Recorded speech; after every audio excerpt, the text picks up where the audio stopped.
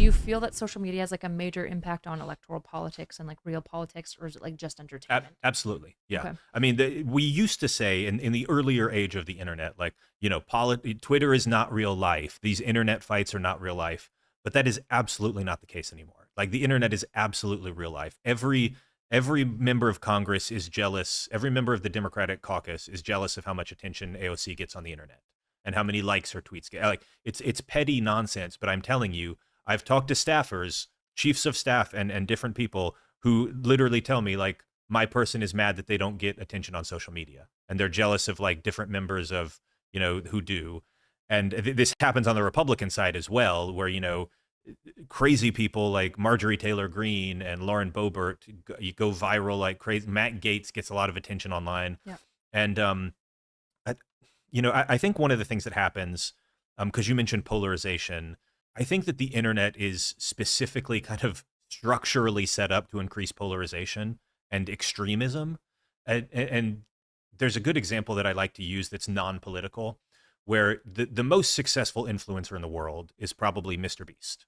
Mr. Beast has 240 million, 250 million followers. He's just an enormous presence. Every child in the world, more children probably know who Mr. Beast is than the U.S. president. He might literally be one of the 5 most famous people in the world. I'm kind of speculating, but that would not surprise me at all. And he initially got famous. His first video that really popped was he was getting his first big sponsorship, his first ever big brand sponsorship. And they said, we want to sponsor one of your videos, and we want to give you $5,000. And his response to them was, give me $10,000 and I'm going to give it to like a random homeless guy on the street. And I promise you it'll go viral. I promise you this video will be massive. But it has to be 10,000 because the number is bigger. And it's at 5 digits instead of 4. And they said yes. And it was by far his most successful video ever to that point. And so then he did it again with 20,000, and he did it again with 50. And he's now at the point where like all of his videos are like, I'm giving away $500,000. I'm giving away a private island. If I'm going to buy a plane and the last person to take their hand off of the plane gets it. Like, it's all this crazy stuff. And what you learn watching his videos, like I don't love his content or whatever, but on the internet, the most extreme version of something always wins. It wins the battle for attention. It wins the battle for clicks. It wins the battle for virality. Because think about, why would you watch like I gave $100 to a homeless guy video if you could watch I gave $1,000 or I gave $10,000 or I gave a house? This is something he's done, by the way. Walked up to a random homeless guy and said, I have a house 3 blocks that way that I will just give you. And he gave it to them. And like, this kind of like, the bigger you can go, the better it is. Do you know every single Mr. Beast video? Jesus Christ. I know a lot of them. How much else was posting in 2017? My God. But so the structural point, though, is why would you watch something smaller when you can watch something bigger? And this is obviously true. You know that this is true in terms of viral videos. And a lot of people structure their YouTube videos and their TikToks this way.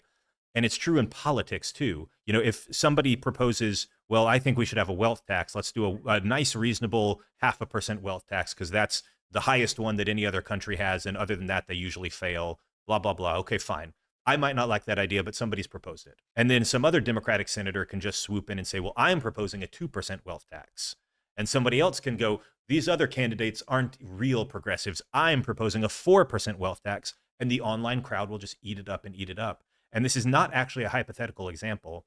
Because was it a congressperson or state person? The somebody $50 minimum wage. Yeah, somebody was fighting over some absurd minimum wage amount like a week or two ago. But yeah, even the wealth tax is not hypothetical because in the 2020 election, Elizabeth Warren came out with a plan that said, I want to do a 6% wealth tax so that if you're above a certain wealth level, they take 6% of your wealth every single year.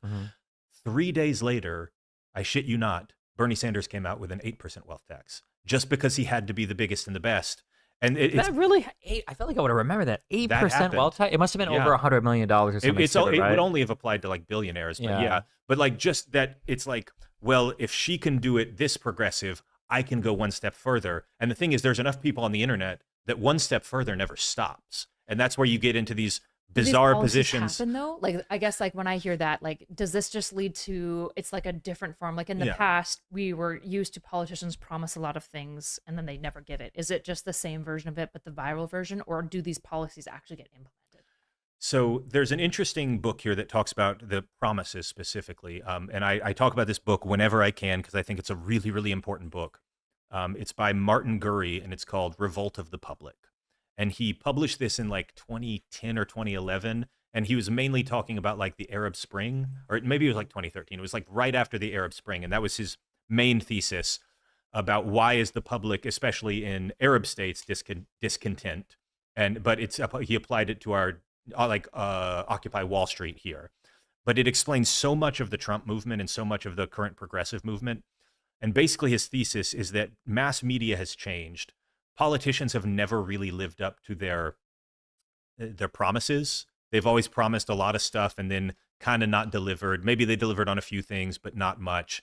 But the media apparatus in like the 50s and the 60s was set up such that it wasn't really highlighted that they didn't fulfill all their promises. You know, the mainstream media used to basically just cover for politicians. Everybody in the mainstream media knew that JFK was having, you know, like sexual liaisons with all sorts of people, but they never covered it. You know, you can think about how they didn't talk about FDR's illness. There was kind of this code of omerta where everybody covered for everybody. One of the examples that's really funny here is like JFK invaded the Bay of Pigs and it was a massive failure, right? It's this thing where he tried to invade Cuba and it just flopped hard. I think the big thing was he didn't invade. Yeah. Because I think they pulled support at like one of the last moments, right? But the whole thing was just a fiasco, right?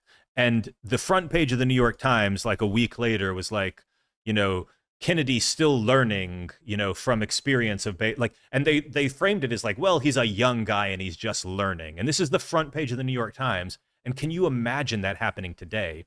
And the thesis of the book is basically that modern communications, modern media, and especially modern social media have made it such that failures to live up to promises are now in way like such clear, stark clarity, I guess. Such clear clarity is a beautiful phrase.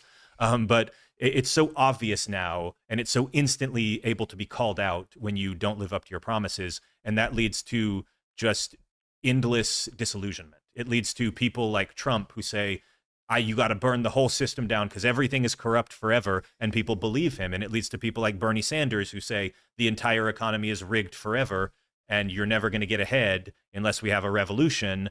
And people believe that because, you know, that they can now see that, you know, well, politicians promise things and don't deliver a lot more clearly than they used to. I'm kind of curious.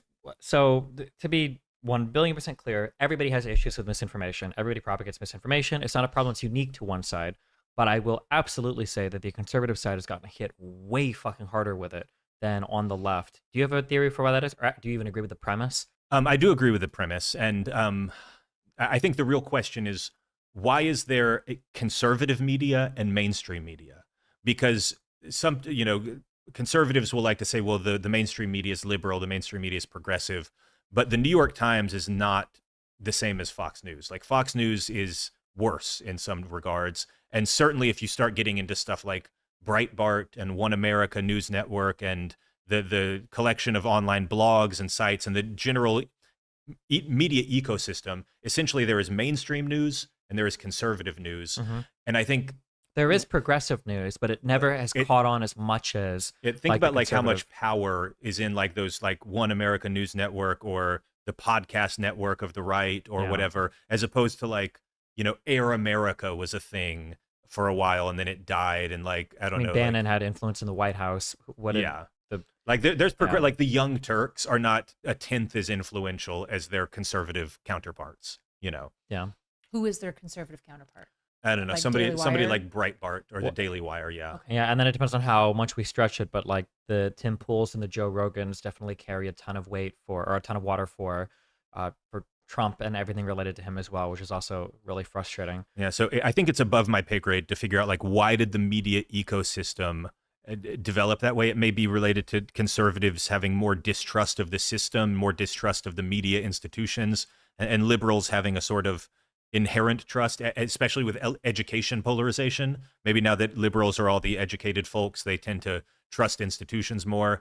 I don't know if that's the correct answer, but I think the reason is that there is conservative media and mainstream media, and that's why disinformation and that whole ecosystem is much worse.